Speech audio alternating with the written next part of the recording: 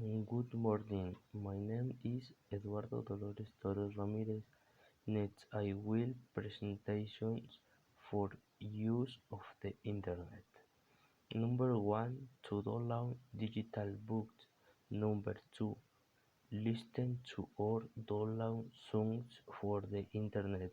Number three, uh, look for information to do homework. Number four, look for relevant news about events in the country and in my city. Number three, I use the internet 50 hours a week.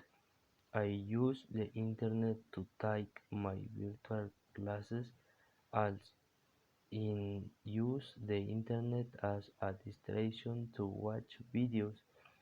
I use the internet on my laptop to type classes and do homework. I use the internet on my smartphone to read books and watch videos.